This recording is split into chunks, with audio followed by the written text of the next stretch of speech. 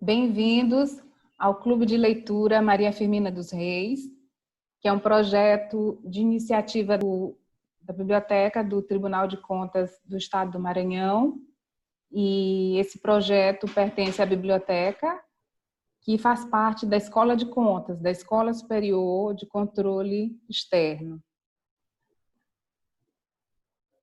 Hoje nós vamos tratar de dois livros, que é o livro V de Vingança, de Alan Moore e David Lloyd, e vamos tratar também do segundo livro, Maus, a história de um sobrevivente, de Art Spiegelman.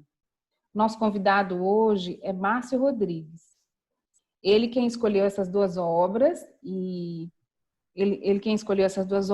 o Márcio, ele é doutorando em História pela Universidade Federal do Pará, a UFPA, e professor do curso de licenciatura interdisciplinar em estudos africanos e afro-brasileiros da Universidade Federal do Maranhão, UFMA. Também pesquisador de histórias em quadrinhos como fonte para a pesquisa e o ensino de história. Ainda, criador do Clube de Leitura e Estudos de Quadrinhos de São Luís do Maranhão. Então, ele é como criador, o Márcio, enquanto criador do Clube de Leitura e Estudos de Quadrinhos de São Luís do Maranhão, é o nosso convidado hoje. Márcio, muito bem-vindo, boa tarde. Boa tarde. Eu passo a palavra a você. Com a palavra. Só uma questão mesmo de consideração, né? O Clube de Leitura, ele foi uma iniciativa que ela foi fundada em 2017, né? Só que depois ele acabou encerrando as atividades. A gente fez no Clube de Leitura algumas discussões em torno de algumas obras, né? Das histórias em quadrinhos, que são importantes para o entendimento dessa linguagem. E aí a proposta era de pensar nas histórias em quadrinhos como algo além do simples e puro entretenimento, né? Porque tem uma concepção na sociedade que vê nas histórias em quadrinhos algo menor, um gênero de leitura muito mais preocupado com a questão mesmo, né? De mera diversão, sem questões políticas.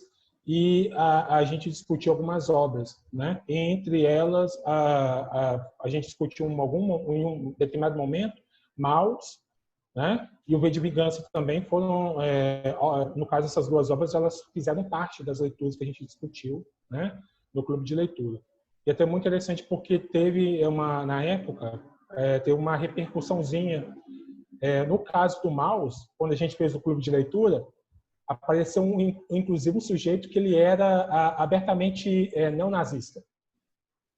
E no V de Vingança, né, quando a gente discutiu o V de Vingança, apareceu leitor que era conservador e era contrário ao posicionamento do autor. Então, era um clube aberto, mas nem por isso ele acabava deixando de ser um espaço também, tal como na sociedade, né, que é desprovido de questões políticas. Ele não é do espaço excluído. Não? Então, a gente escolhia obras, né, que eram das mais variadas temáticas dentro do universo dos quadrinhos, e às vezes a obra acabava tendo uma repercussão por aquilo que ela tratava, e nem sempre, né, o leitor de quadrinhos, né, que ele tinha um certo apreço pelas obras.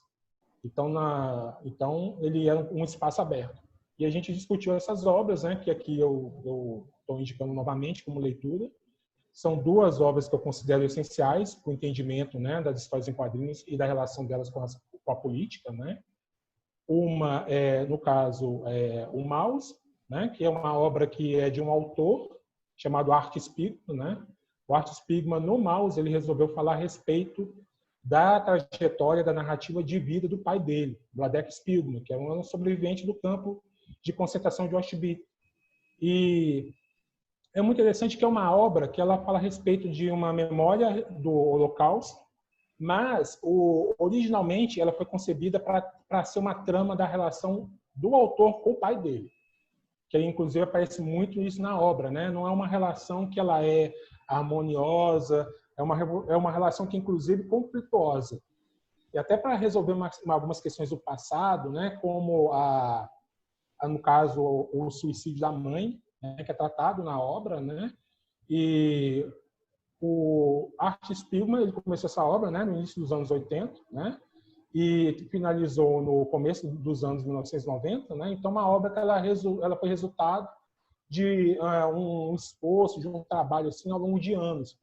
E ela até chegou a ganhar na época o prêmio Pulitzer, justamente por causa do trabalho que ele faz em torno da memória, da coleta de um depoimento do pai dele, no caso, né, desse sujeito que passou, né, por uma experiência traumática, e ele resolveu fazer, né, em formato de quadrinhos, a narrativa do pai. Então, a obra que ela tem alguns aspectos que são interessantes para ser discutidos, né? O Maus, ele é uma obra que é muito trabalhada também no campo da pesquisa e dos estudos acadêmicos. Há uma variada gama, né, uma gama, né, de trabalhos acadêmicos sobre Maus, geralmente trabalhando a questão mesmo, né, da relação da obra com o Holocausto, dessa questão de uma memória da Segunda Guerra, da narrativa em torno, né, desse sujeito com sobrevivente e também de procedimentos da história oral, justamente porque ele faz um trabalho de coleta de depoimento. E tem algumas questões muito interessantes que em torno de estereótipos, de uma certa estereotipia. Tanto que tem determinado momento que o autor até ele faz uma espécie de meia-culpa pela forma como ele representa o pai dele, né, que é um típico judeu muquirana, aquele judeu que está no imaginário, né, do preconceito a respeito dos judeus, de um antissemitismo do judeu como uma espécie de mão de vaca, né, um canhenga, né, que não tem menor apreço por ninguém, é muito egoísta, não abre mão dos bens, mas até ele faz uma reflexão a respeito disso. Olha, meu pai teve uma experiência traumática em que, durante a Segunda Guerra Mundial, durante o tempo do campo de concentração, ele esteve com a sobrevivência dele, né, a fio. Ele poderia morrer a qualquer momento. Ele poderia, né, em determinado momento, passar fome. Então, ele desenvolveu certas estratégias, né, para sobreviver durante aquele período, e isso acabou marcando muito a psique dele depois disso. Então, uma obra que ela serve para discutir a respeito desses traumas, né, desses traumas de momentos, né, que são de ruptura de ordens democráticas, né, dentro da nossa ordem dita burguesa. Então, o nazismo, né, é uma peça fundamental dentro dessa obra. Tanto que aqui, só para mostrar para vocês podem encontrar essa obra mais acessível pela Companhia das Letras, né, que lançou Maus no Brasil, embora já tenha tido outras versões também, né, que tanto, por exemplo, a obra é essa aqui, né, que é a edição completa do Maus, né, chama a atenção justamente porque aqui, no fundo, tem uma representação de um gato, né, que é Adolf Hitler, com a suástica, e os ratos, né, justamente o Vladek e a esposa, né, que é aquela representação que era comum que nos discursos dos nazistas, que os judeus eles eram pestes, eles eram ratos, e por isso eles deveriam ser exterminados. Então, é uma obra que ela fala a respeito dessa ideia de um sobrevivente, tanto que o Maus ele é apresentado como uma história de um sobrevivente. Até interessante porque eu tenho aqui, inclusive, só para mostrar para vocês, né? Essa aqui é a edição em inglês, a edição, no caso, americana, né? E essa edição portuguesa, do brasileiro. Né? Tem até algumas questões relacionadas à tradução. Exemplo, o Vladek, ele é um sujeito, né? No caso, de língua germânica, alemão. Né? E aí, no Brasil, tem aquela questão de uma dificuldade de tradução, porque o alemão é uma língua de declinação de casos. E a maneira como o falante fala é muito determinante para saber se ele está falando ou no masculino ou feminino. E geralmente tem aquela questão seguinte, o sujeito ele fala, o meu caso. Né? Isso não tem no original, porque, por exemplo, my house, né? O my home, né? E tudo, é por causa do inglês, é também uma língua germânica. Então, tem essa questão de tentar traduzir, né, no português, vocês vão encontrar esses aspectos desse sujeito, porque ele é um sujeito, né, que como ele sobreviveu, né, e ele foi morar depois nos Estados Unidos, depois de uma passagem por outros países europeus, né, ele acaba tendo essa concepção mesmo de um sujeito que é marcado pela experiência, e na tradução tem um pouquinho disso.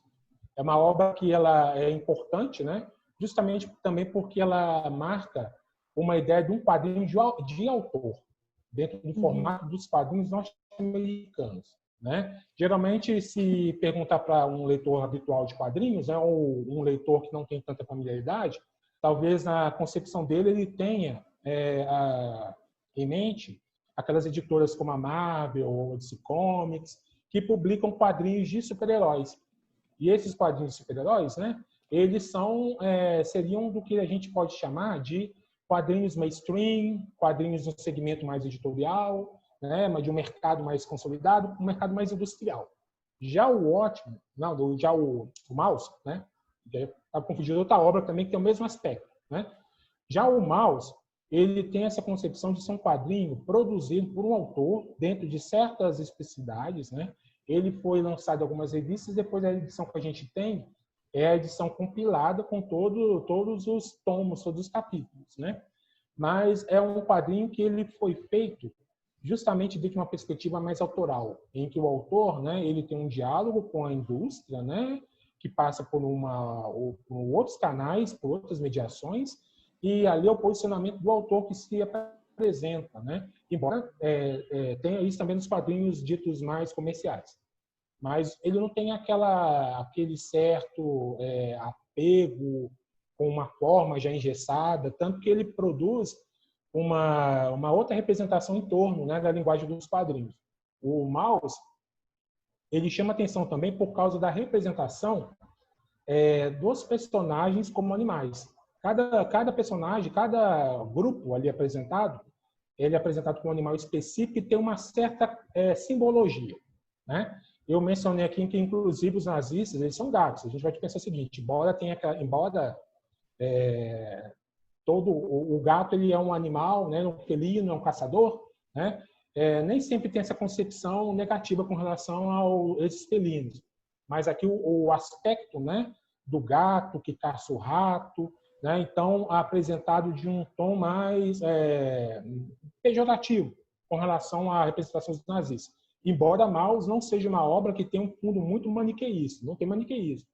Tanto que aqui tem uma questão da representação dos poloneses, ou dos judeus que eles eram a favor dos nazistas, eles são representados como porcos, né? Então, e ao mesmo tempo, dentro desses judeus que eram ratos, que eram representados como ratos, haviam também aqueles que, ora, se aproximavam mais desses porcos, ora, também tinham aspectos muito parecidos com desses felinos, dos gatos. Então, é uma obra que ela tenta complexificar essa ideia em torno, né, do Holocausto, dessa experiência, né, traumática, né, na história da humanidade, em que todos aqueles valores depositados na ciência, na técnica, né, e na política, eles desmoronam. E aí dá margem com um regime totalitário, com um regime, né, que é, no caso, o fascismo alemão, o nazismo.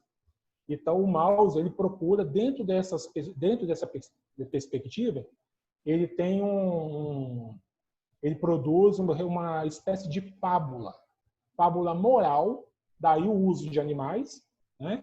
Justamente porque nas fábulas a gente percebe o uso desses animais, né? Que eles têm uma certa moral, embora essa moral aqui ela não é apresentada de uma forma chapada, como se fosse um único discurso, tanto que o autor ele tenta complexificar. E aí essa moral aí apresentada em torno do Holocausto, ela é contada por animais. No final a gente tem essa perspectiva.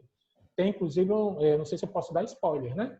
Tipo assim, uma obra que da relação do pai e do filho, né? Do filho com o pai. E aí aquela questão do falecimento do autor, do pai do autor, né? Serve de imagem para se pensar também toda essa memória, todo esse sujeito que foi marcado no século XX por causa dessa experiência, né? Dessa experiência que é de ser alguém que foi desumanizado. E aí, por isso, o uso dessas representações, né? em torno de animais como ratos. Então, vale a pena ler o Maus também, né? Justamente porque é uma obra, né? que ela tem essa perspectiva também de memória. É um quadrinho que ele serve muito bem para se trabalhar em sala de aula, tanto que quando a gente fazia discussões, né, em clubes de leitura, ou mesmo em trabalhos acadêmicos, ou nas disciplinas que eu já ministrei na universidade, falava, olha, o Maus é um exemplo de quadrinho, né, que vocês podem trabalhar como objeto de pesquisa, um objeto do conhecimento a respeito, né, da experiência da Segunda Guerra Mundial, embora ele sirva para muita coisa, né? Então, se percebe, por exemplo, que é um quadrinho que tem um traço muito distinto, diferente mesmo daquele que a gente vê, né? No formato, sim. né? Dos super-heróis. E é muito interessante também que, às vezes, o autor ele usa uma máscara de rato, né? É como se fosse humano, mas usando uma máscara de rato também, né? Que é como se fosse um trabalho de metalinguagem, ele refletindo a respeito da linguagem. Tem até Maus tem um complemento, que é uma obra também distinta do mesmo autor, que é o MetaMaus. Que aí esse meta, né, daquele aspecto da metalinguagem, de todo o procedimento que o autor utilizou na construção dessa obra, né? E aí aparece nesse trabalho. Inclusive até a Companhia das Letras falou que ia lançar, mas não tem perspectiva de lançamento. Então, o trabalho que o autor ele faz a todo momento esse exercício a respeito da escrita, né, do desenho, e se coloca muito nessas obras, né? Então, o Maus é uma obra que eu indicaria muito assim de leitura. É uma obra que eu falo, ó, quer ter um quadrinho, né, de ter temática histórica, para ter na sua biblioteca, na sua biblioteca de quadrinhos, eu indicaria o Maus, né?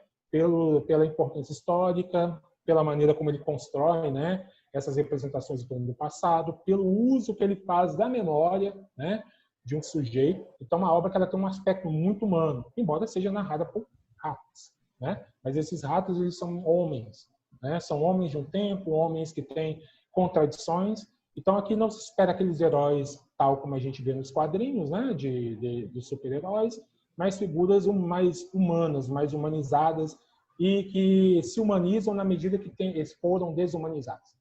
Então, está aqui uma indicação, né, do Maus. Outra obra que eu acho importante, que inclusive a gente discutiu, mas só para falar uma questão do adendo, né, que eu tinha falado no início. Sim. Quando a gente fez a discussão do Maus, inclusive na época a gente fiz propaganda, mandei para os jornais aqui de São Luís, e aparecia gente de todo tipo no clube de leitura, mas nesse dia chamou a atenção do sujeito que ele abertamente marcado pelas concepções, no caso do ideário nazista. Tipo, aí a gente aí no caso tipo ter aquele jogo de cintura para discutir, né? Inclusive o autor ele foi no clube de leitura para discordar do Art Spiegelman com relação à questão do Holocausto, né? E aí chama atenção por isso, porque é um quadrinho, mas ele trata de uma temática, como ele é lançado e ele acaba circulando socialmente, ele pode se apropriar das mais variadas formas, inclusive para questioná-lo, né? A gente lê uma obra para aprender também, para ter aquela noção de um sujeito, né? Mas, ao mesmo tempo, também tem certas perspectivas que se colocam contra a determinada abordagem dentro dos quadrinhos. Às vezes, também, no meio dos quadrinhos, tem aquela concepção, olha, os quadrinhos eles não devem falar de política. Inclusive, tinha um movimento que era para tirar a política dos quadrinhos, como se fosse muito parecido com aquele do Escola Sem Partido, né? Aí teve um determinado momento, pensaram, né, aqui do Brasil, a ideia também de quadrinhos sem política, sem partido. Como se fosse possível. Mesmo o autor, né, eu fico imaginando, tem o autor que eu vou falar aqui mais adiante, que é o do V de Vingança, o Alan Moore, tem um episódio lá dos Simpsons que ele participa com o Art Spiegelman também. É como se fosse uma convenção de quadrinhos, porque o autor ele é meio contra essa questão de convenção de quadrinhos, né? Porque geralmente no meio dos quadrinhos tem aquela questão do universo muito masculino, muito mais preocupado com o consumo do que propriamente com a leitura, né? E aí o Art Spiegelman participa e o Alan Moore também. Tem determinado momento que aparece o personagem lá dos Simpsons, o Milhouse, amigo do Bart, e ele pede um autógrafo para o Alan Moore num pôster baseado numa série dele, só que é Bebês, o Watchman, em V de vaquense, como se fosse B de férias, né? F de férias. E aí o Alan Moore ele fica muito triste com aquilo e tudo, e tem determinado momento que ele começa a ler, quando o Bart pergunta para ele também, a respeito de um personagem lá, né? Que é como se fosse um homem radioativo, ele pega uma revista da Luluzinha e começa a ler. Se a gente pegar, por exemplo, Luluzinha, que é um quadrinho produzido, né? De uma personagem feminina, de uma criança, de uma menina, e aí a gente vê naquela temática todos os aspectos relacionados à discussão de gênero, porque ali tem uma tensão entre o universo do masculino e feminino, representado pela Luluzinha, feminino, e o masculino do Bolinha, tanto que tem um clube do Bolinha, né? E a gente percebe o seguinte, até a Marge, né, que é a criadora da Luzinha, ela tinha participação da primeira onda feminista. Então, a gente percebe que um quadrinho, até um quadrinho feito para criança, né, ele tem temáticas que são políticas, ou mesmo os quadrinhos da Turma da Mônica, né, também tem concepções políticas, certas morais, certos ideários, uma moral conservadora, não trata de determinados temas. E aí a gente percebe, mesmo não tratando desses temas, que é aquele discurso que não pode falar sobre política, isso também é política, né? Então, aqui, uma obra que eu indico também, né, é o V de Vingança, né? O V for Vendetta. Vocês conhecem essa máscara aqui, né? Desde 2013, né, quando os movimentos de contestação à ordem capitalista começaram a se apropriar dessa máscara. E aí essa máscara acabou aparecendo nas manifestações, né, ao redor do mundo. Depois o grupo lá de cyberativismo, os anônimos, se apropriou dessa máscara. E grande parte apropriada dessa máscara pelo apelo pela circulação do filme que foi baseado no quadrinho, e não propriamente na leitura do quadrinho. Porque o próprio autor, né, do V de Vingança, o Alan Moore, ele meio que questiona a apropriação dessa máscara. Por quê? É uma máscara que ela faz parte de um quadrinho que foi um quadrinho assumidamente anarquista, feito por um autor anarquista, só que é um quadrinho que ele é lançado pelo grupo Warner, né? O DC Warner, a DC Comics, né? Tanto que aqui tem um selo da Vertigo, né? Que é um grupo, é um subselo, é um selo, né? Da editora que publica o Batman, o Super-Homem. É um grande conglomerado industrial de entretenimento, e a máscara que serviu de base para movimentos de contestação, ela é licenciada desse grupo. Então, as pessoas compravam a máscara para fazer revoltas contra o capitalismo e acabavam dando lucro para uma grande empresa, para ver como é contraditório. Então, no V de Vingança, a gente tem uma obra que ela surge num cenário que é distópico, né? As distopias, elas tratam mais a respeito do momento, né, em que elas foram criadas, do que propriamente do futuro do qual elas uma ficção científica distópica como o V de Vingança. Fala mais a respeito, né? Tanto que o pano de fundo da obra, a premissa, é justamente o descontentamento do autor, o Alan Moore, né, que é um sujeito que, inclusive, ele produz ainda, né, ele é ainda vivo, da mesma maneira que o Art Spiegelman, né? E o Alan Moore, ele é um autor britânico, né? Ele nasceu em Northampton, é uma cidade, no caso, que fica um pouquinho relativamente próxima de Londres. E o autor, ele basicamente ele não deixa Northampton, embora ele fale do mundo. É aquele sujeito que ele tem aquela concepção, né, que ele é muito preso ao local onde ele nasceu, mas por ser preso ao local onde ele nasceu, ele acaba problematizando o mundo. Ele acaba tendo uma visão muito mais abrangente, né? E aí, na época, o Alan Moore ele tinha um certo descontentamento com a relação política do governo Margaret Thatcher, né? No caso que foi a primeira-ministra inglesa, né? E aí a Margaret Thatcher ela tinha um certo posicionamento com um governo conservador, um governo de direita, que era no caso do Ronald Reagan, né? E o Ronald Reagan, e então nos anos 80 eles dialogaram em torno da questão de um reaquecimento da Guerra Fria. Então, nesse mundo do V de Vingança, é como se o mundo entrou em uma guerra termonuclear, né? Resultado de tensões políticas, e o que sobrou foi uma Inglaterra num cenário de devastação, e esses sujeitos, os cidadãos ingleses, com medo de que acontecesse novamente todo um episódio traumático como de uma guerra, eles entregaram a liberdade, a consciência deles a um Estado fascista. Surgiu um partido, né, dentro da trama, e esse partido, para fazer com que a Inglaterra triunfasse, se tornasse grande, né, prometeu aos sujeitos, né, todo um tipo de vitória no futuro e, ao mesmo tempo, começou a fazer uma política de extermínio dos grupos que eram contrários. Tem determinado momento da obra que fala, olha, quando o partido lá, o Lost Five, né, ele tomou, né, a Inglaterra, e porque os cidadãos ingleses permitiram, e primeiro começaram a matar os paquistaneses, depois os negros e depois os homens que gostavam de outros homens. Tem, inclusive, essa concepção, né, de que foram feitos campos de extermínio, campos de concentração, e alguns desses sujeitos eles serviram de base para experimentos científicos, por causa que eles foram desumanizados. E um desses sujeitos, né, é o protagonista, o anarquista V, né, que tem o codinome V. Não se sabe muito bem qual é a identidade dele, mas possivelmente ele estava no grupo ali. Ou possivelmente, né, dos paquistaneses, dos negros, ou então dos homossexuais. Porque não tem identidade do V. Tanto que tem uma questão de uma simbologia. Esse homem, ele não tem um rosto. Ele não tem um rosto como a gente. Ele representa uma ideia, né? E aí tem aquela concepção que as ideias elas são a prova de bala, né?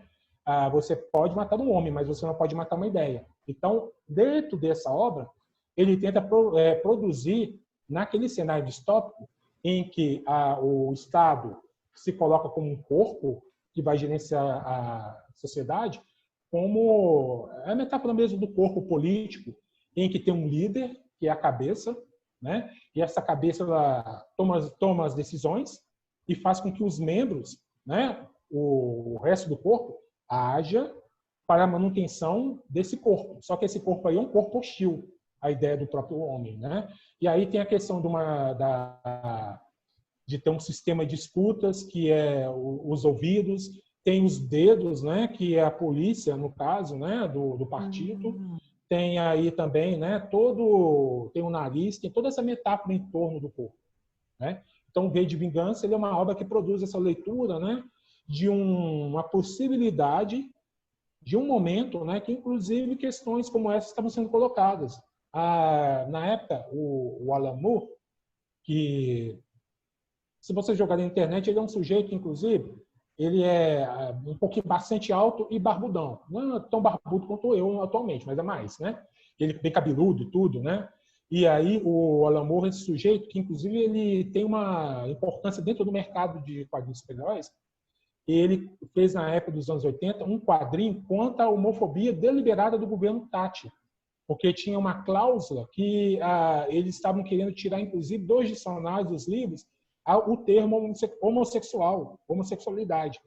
Então, é uma obra que ela diz respeito desse momento, só por uma questão de contextualização da obra.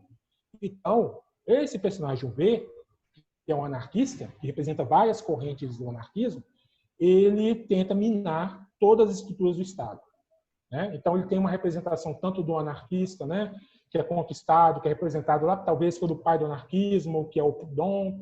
Aí tem a ideia do anarquista de punhais, né, que é a figura do Bakunin. Tem a questão mesmo do apego, né, entre os anarquistas, por uma questão relacionada ao conhecimento, tanto que esse sujeito V, ele preserva tudo que o Estado fascista tenta eliminar, que é a cultura. E aí tem a questão dos livros, da música, tem até uma jukebox, né, que ele mantém, né? E aí todo o quadrinho ele trata a respeito, né, dessa questão da tentativa desse Estado fascista de eliminar as bases da cultura, né, da queima dos livros, como se fosse a questão do proibido, a censura. E aí tem essa questão também de um certo apego individualista, né, que é representado pela figura do V também, que seria talvez o Stirner, que é do Max Stirner, que é uma outra corrente do anarquismo. Tanto que tem determinado momento da obra que ele toma, no caso, a TV, e aí ele faz uma transmissão lá em que ele culpa os cidadãos britânicos, que eles são responsáveis por aquele governo, né, ter tomado o poder. E é uma cena até emblemática que acabou sendo colocada no filme, embora o filme seja uma coisa totalmente distinta. O filme tem um apego, tem um outro direcionamento muito diferente do quadrinho, né? Embora no filme a palavra fascismo não seja no filme, a palavra fascismo ela não é tão abertamente falada, né? Já no quadrinho, é uma discussão em torno dessa concepção de um Estado fascista. Aí tem a questão do todo um aparato do Estado também, que é da igreja, né? Tem uma cena em determinado momento lá que o V ele testa o bispo, né? O arcebispo lá, e pergunta para ele se ele acredita tanto na transformação do sangue de Cristo, né? Ou então tanto da carne de Cristo, que ele dá uma hóstia e no caso um vinho envenenado. E aí dá para perceber que aquele sujeito religioso ele não acredita tanto naquelas estruturas de poder, de manutenção, né, que são a base da nossa cultura. E aí uma obra que ela envereda por essas questões, né, de pensar a respeito das responsabilidades que nós temos na constituição de alguns cenários políticos. Aí ele, de certa maneira, ele aponta mesmo para a gente. É por isso que é uma obra importante, né? E até é muito interessante, porque o V de Vingança acabou sendo apropriado à torta e à direita, né? Acabou, no caso, mais a direita acabou apropriando da obra. Tanto que até a máscara do V, que é de um anarquista, às vezes ela aparece com o nosso verde e amarelo, né? Que ele acabou sendo também um ícone. É até interessante ver essa questão de apropriações. Verdade. Né? Sim, e tem, às vezes, uma concepção que grupos de direita não gostam de autores que são de esquerda, né, dentro dos quadrinhos. E o Alan Moore ele é um autor de esquerda, que se coloca, inclusive, antifascista. Né? E o V ele acabou sendo o V de Vingança, a máscara do filme, né? Ela acabou sendo apropriada por grupos de direita, até que talvez não tenham lido a obra, porque se tivessem lido a obra, talvez possam ver aquele Estado totalitário como o PT. Tem até esse tipo de leitura, que é uma leitura deturpada da obra. Porque não tem como a gente controlar a questão das múltiplas apropriações, mas só que tem algumas leituras que elas são mais válidas do que as outras. Então, o V, ele é também pensado dentro de uma certa teatralidade. Não sei se você percebeu na leitura que eles são atos. Né? Eles são atos, tem uma questão, inclusive, é como se fosse uma grande ópera. De um teatro, né? De um teatro. Sim. Que tem uma questão de uma certa teatralidade, que é a teatralidade da política. É um quadrinho que ele dispensa também um uso muito constante de balões de pensamento. Por quê? Porque o balão de pensamento ele daria, embora tenha narração de personagens sobre o passado, né, e tudo, mas quando a gente está diante do outro, não tem como a gente saber o que o outro está pensando. Nos quadrinhos, isso apareceria como um balãozinho de pensamento, né, aqueles balãozinhos tipo de nuvem, com as bolinhas assim, e você veria o que eu estou pensando. Mas só que eu estou falando aqui contigo, eu não sei o que você está pensando. Né? E aí tem essa questão, né, que a política é isso. A gente não tem uma dimensão do que o outro está tramando, está pensando. Então tem esse aspecto que é dessa teatralização da política. Isso é muito interessante no V. É um tratado de política, é um quadrinho, né? Mas ele é uma peça política importante sobre o tempo que ele foi produzido. É, inclusive, uma obra que tem muita influência no nosso tempo também. A gente pode falar, inclusive, de 2012, 2013 para cá, a gente vê essa máscara aqui, desse personagem. Todo mundo sabe o que se trata, apesar de nem todo mundo ter lido o quadrinho. Eu lembro, esse quadrinho que eu utilizei como fonte na minha pesquisa do mestrado, e foi feito no ano 2009, 2011. Não tinha como prever todo esse cenário de apropriação. Se eu fosse retomar o que eu produzi naquela época, eu teria que falar, olha, esse quadrinho aqui ele foi apropriado pelo cinema e depois deu margem para outros tipos de leitura, né? E que fez com que teve múltiplas apropriações, né? A ponto do próprio autor ele renegar a obra, né? Por quê? Embora ele tenha produzido ela em certas condições, ele começou a produzir ela no contexto britânico, né? De 82 até 85 ela foi feita em preto e branco, e aí teve um hiato. Por quê? Porque o autor ele começou a produzir para o mercado americano. É um autor inglês. Começou a produzir para o mercado americano, e lá ele produziu quadrinhos, né, inclusive de personagens como o do Coringa, né, que é do Batman, a Piada Mortal. Ele foi para a editora do Super-Homem. E lá ele produziu quadrinhos que são quadrinhos de teor adulto dentro de um meio dos super-heróis. Ele começou a dar uma carga mais política, de tratar dramas mais existenciais, de questões, né, temáticas ambientais dentro dos quadrinhos.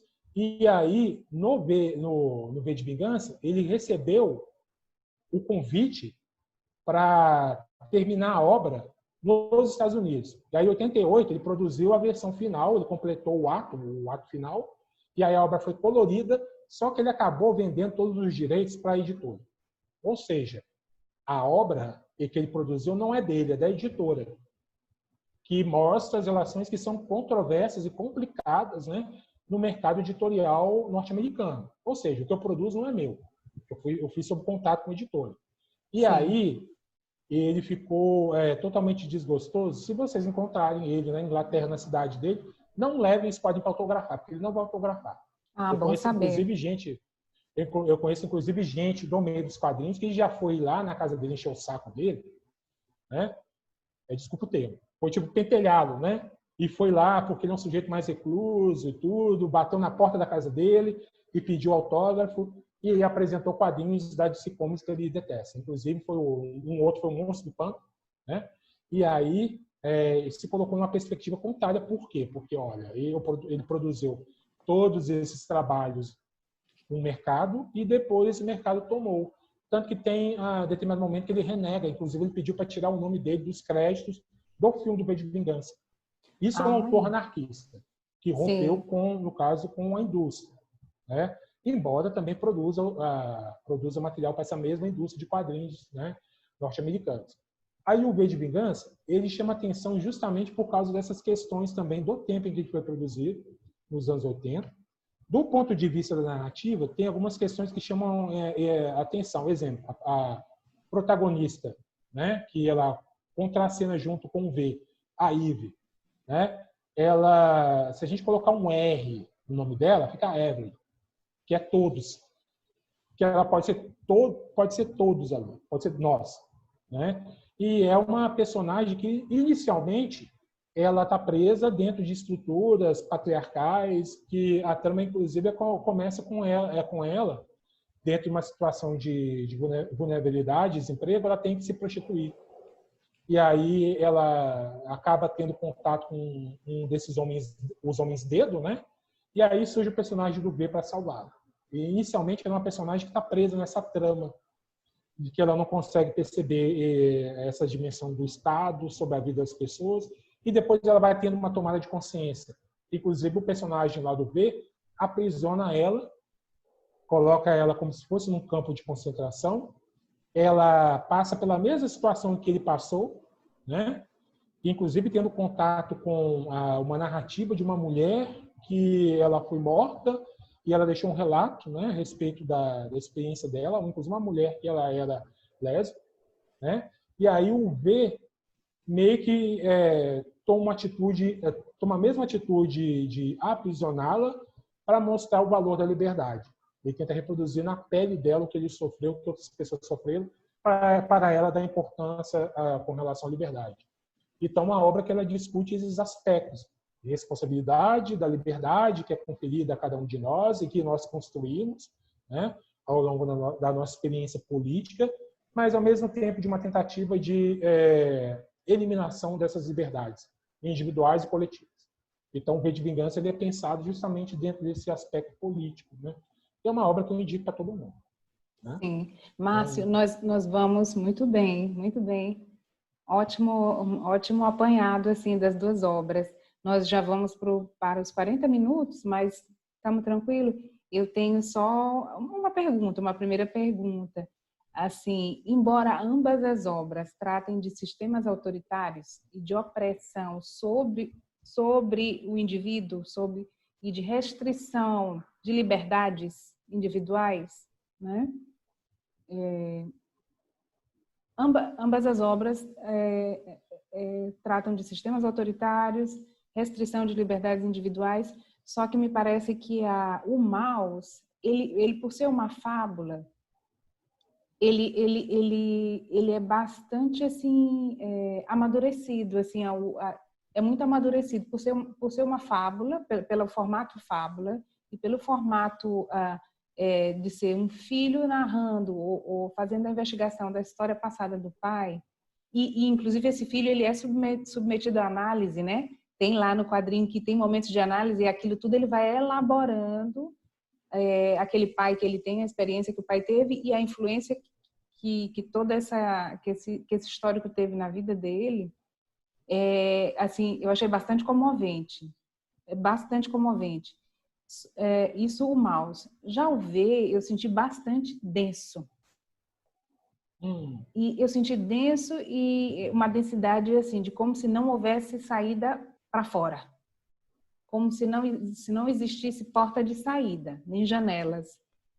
E assim, aí eu queria que tu comentasse isso. Agora, ambas as obras também são quadrinhos, mas não são para criança, definitivamente não são.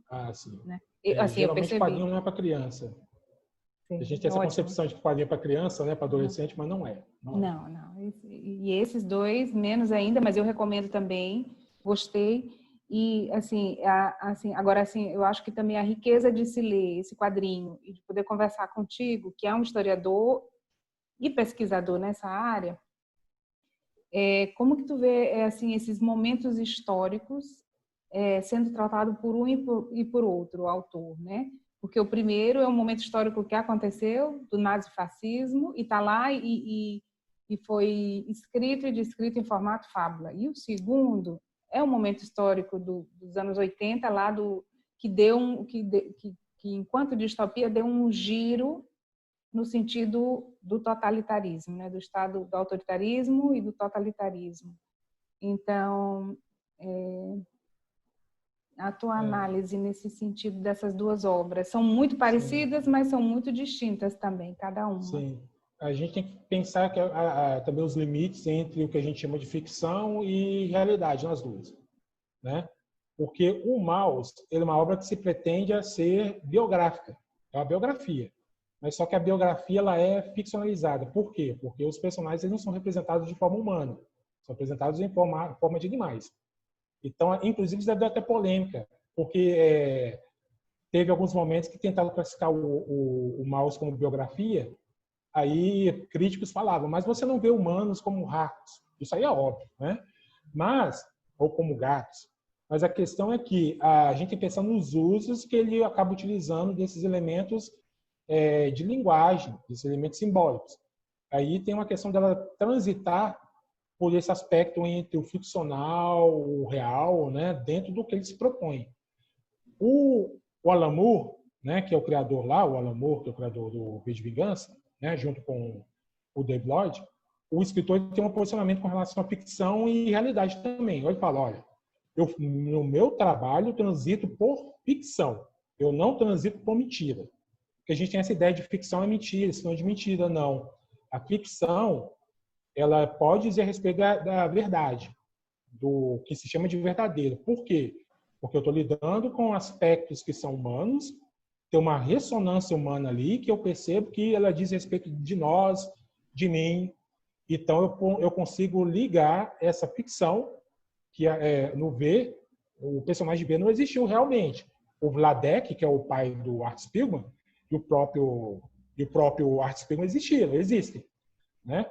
Só que aí não quer dizer que uma obra seja mais ou menos verdadeira ou mentirosa, né? Ambas são verdadeiras. Cada uma delas contém uma verdade específica dentro do que o autor se propõe. Cada autor se propõe. Sim. Então, elas se aproximam e também podem se distanciar entre esses aspectos, né? Da narrativa, como cada autor constrói a narrativa, que cada um tem uma particularidade. Estou falando de um autor que é britânico, outro autor, né? Que embora tenha nascido, né, na Europa, foi radicado nos Estados Unidos. Aí tem que se perceber também que no V de Vingança, o que é ficção é utilizado para falar do tempo presente dela. Já o Maus tem esse uso de uma realidade passada como memória. O Maus talvez seja um exercício mais assim da memória. Ele está coletando toda a experiência do pai para tentar traduzi-la no tempo presente. Já o V de Vingança É uma tradução do tempo presente naquele momento imediato em que ela foi criada, né? Em que a obra foi criada, e o autor ele acaba se utilizando de personagens fictícios. Mas esses personagens fictícios, eles são uma alegoria do tempo em que eles foram pensados. Aí a gente percebe, por exemplo, olha, aquele estado ali totalitário é a Inglaterra, né? A Inglaterra do período que o autor escreveu. Ele tem outras obras, ele tem uma obra que inclusive de um extraterrestre que caiu na Terra, tipo ET, o extraterrestre. Só que ele caiu na Inglaterra. E lá, esse ET, ele tem que conviver com pessoas que são desempregadas, que vivem, né, da questão mesmo de um estado de pouca segurança social. Aí ele acaba utilizando a ficção. Sim. Já a preocupação do autor, do Art Spiegelman, né, é outra. Tem, inclusive, outra obra dele que eu coloquei aqui para mencionar. Olha só. Inclusive, lançada pela Companhia das Letras, que é A Sombra das Torres Ausentes. Sim. Que aqui fala a respeito da cidade de Nova York, né, com a presença, né, da questão das implicações da ausência do World Trade Center, né? A questão mesmo do ano que foi produzida, né? Ele faz, é fácil até de achar a sombra das duas torres. Dá para encontrar em sebo, tudo, dá para encontrar ainda, né? É um quadrinho até muito... Tem uma questão mesmo, né? Ele é meio assim, né? Sim, a gente lê, tem uma questão mesmo de uma releitura do que é Nova York, né? Dos tipos humanos. Aqui tem, inclusive, a representação de personagem que é do Yellow Kid. Então, é o autor que se coloca de um ponto de vista muito reflexivo das obras que ele produz. No Maus dá para perceber isso. Sim. É um autor que coloca para refletir a respeito dos traumas. Tanto que aí a questão do Holocausto, na minha opinião mesmo, na minha opinião de pesquisador de quadrinhos, né, não é nem o tão importante.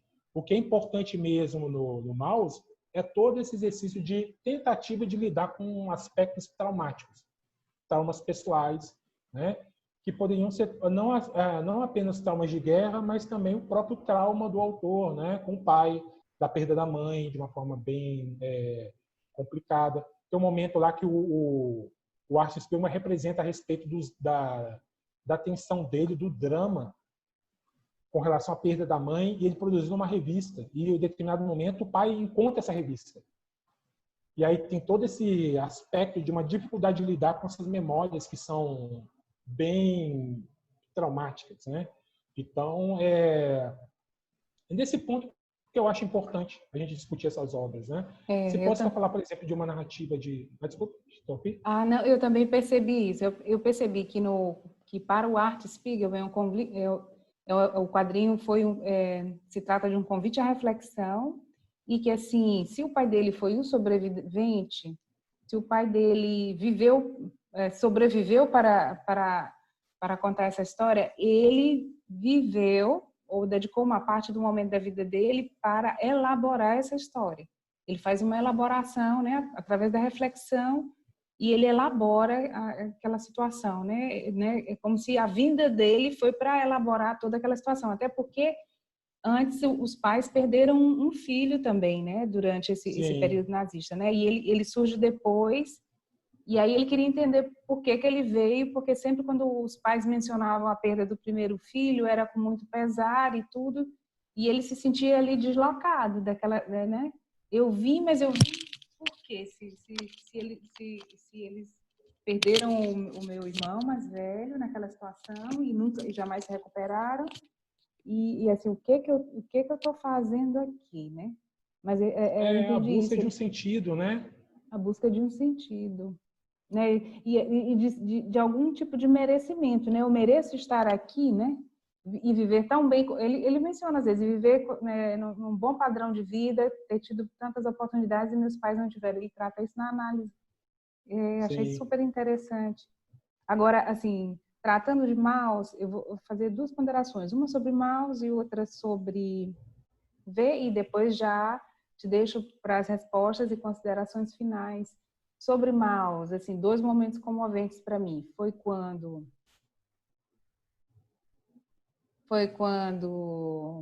foi quando o Vladek, foi quando terminada a guerra, ele está numa situação, eu não vou dar spoiler, mas ele está numa situação, ele e o amigo dele, que eles estão perambulando pela Europa, entrando de trem em trem, e tinham saído de Auschwitz, e estava uma situação bastante caos, né? Porque aí os aliados já estavam por ali também, e os alemães fugindo dos aliados.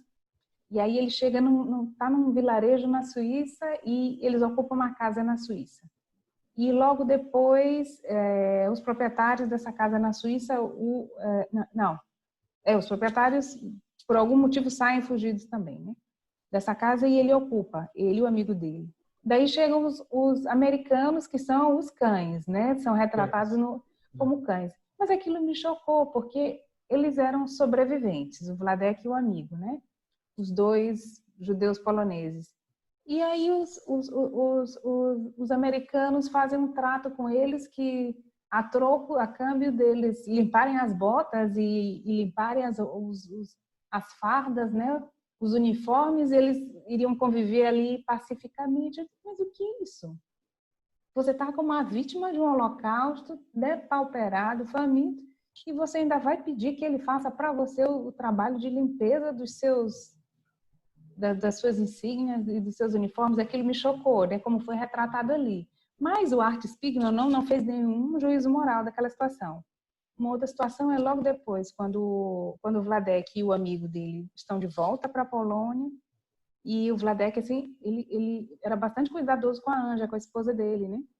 E aí ele consegue umas roupas, umas bolsas, e ele sempre tinha estratégia de conseguir objetos, né? E conseguir tudo, alimentos, e ele consegue dizer, não... o Vladek seja um meio grosso também, né? Ele seja um cara muito difícil de lidar, né? Sim, era bem difícil, não era uma pessoa fácil. E ele consegue dizer, eu vou levar isso aqui para a Anja. Eu achei tão assim, singelo aquele gesto dele naquela situação de tanta penúria, eu vou levar. E aí eles vão, entram no trem e tal. Quando o trem para em determinado lugar, o Vladek diz, não, fulano, meu amigo, eu vou encher nossos cantis e você guarda nosso lugar no trem.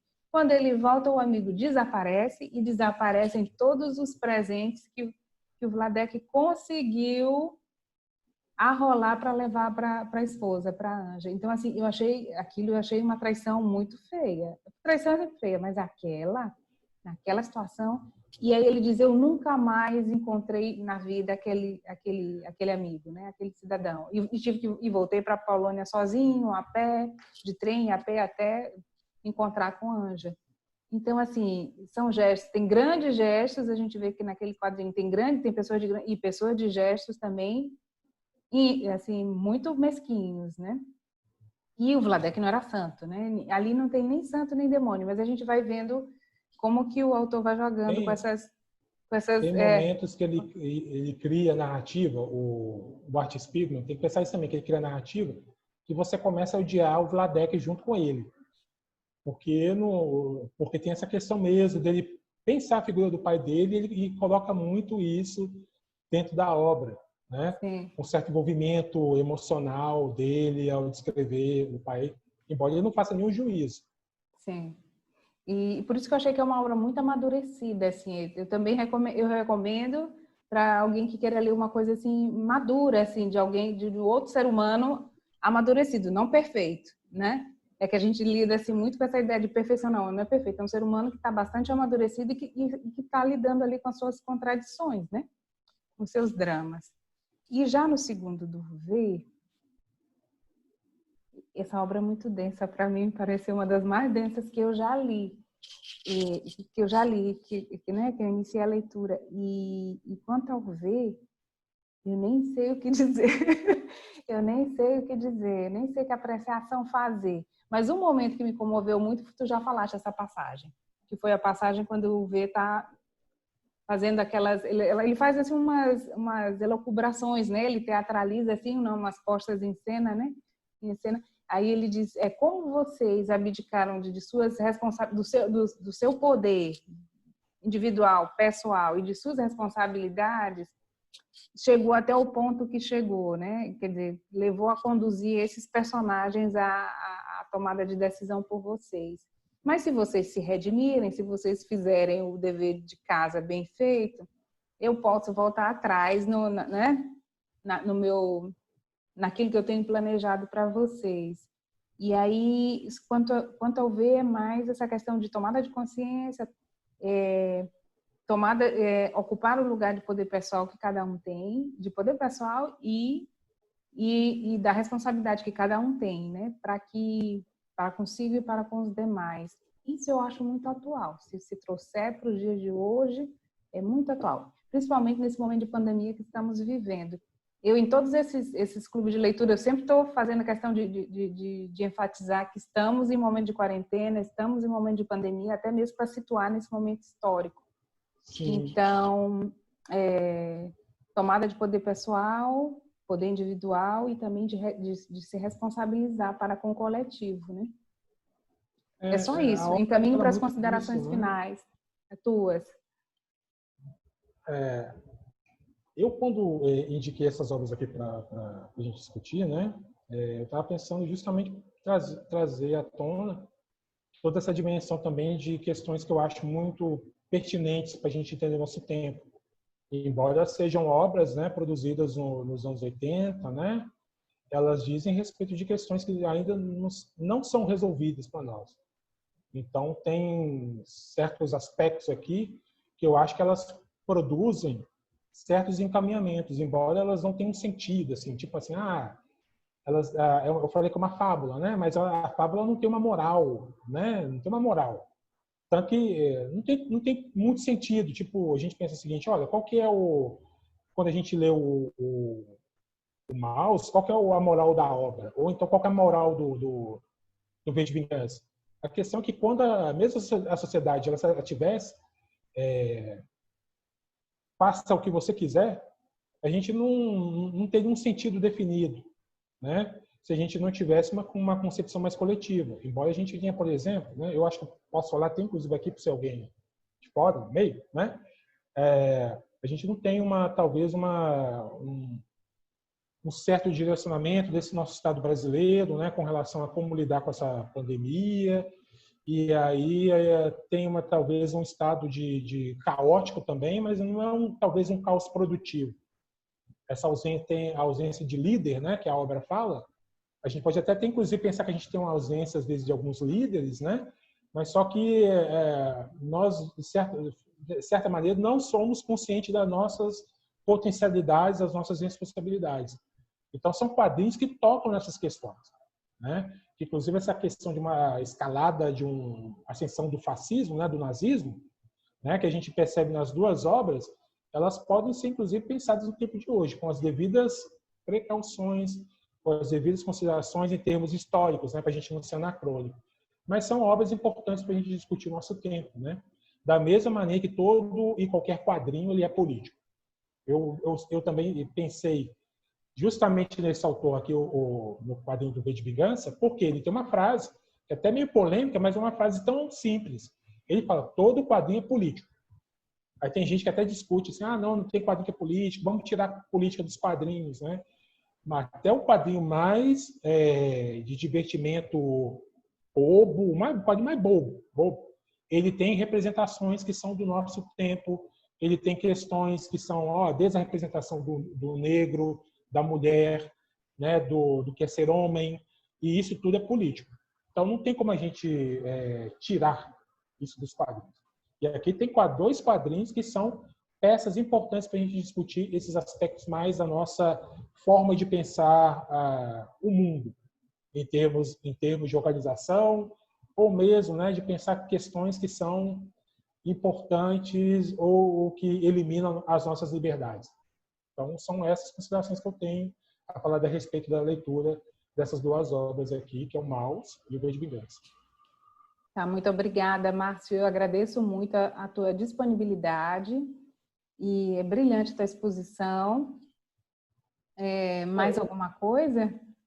Eu acho que acabei fazendo mais aquele apanhado assim, de análise de historiador do que propriamente comentar, olha, a obra é assim, assim, assado, cada capítulo assim, assado. Aqui foram impressões que eu acho que são importantes para a gente compreender a importância dessas obras. Mais que a gente lê, olha, aconteceu isso, tal quanto autor. E a gente tem que contextualizar mais as obras que a gente lê. Né? Da mesma maneira que pensar, né, de cinema, toda ficção, né, é importante, cinema, quadrinho, ficção, todo tipo de ficção demanda desses entendimentos que são do campo, né, da pesquisa, do estudo, né? E o clube de leitura, ele tem essa finalidade, que é análise textual e propor a reflexão, né? Análise e interpretação textual, é nessa linha mesmo. Então, muito obrigada. Bem, nós chegamos ao final... obrigada, obrigada. Bem, nós chegamos ao final de mais um clube de leitura, mais um episódio. Até a próxima. Até logo. Até.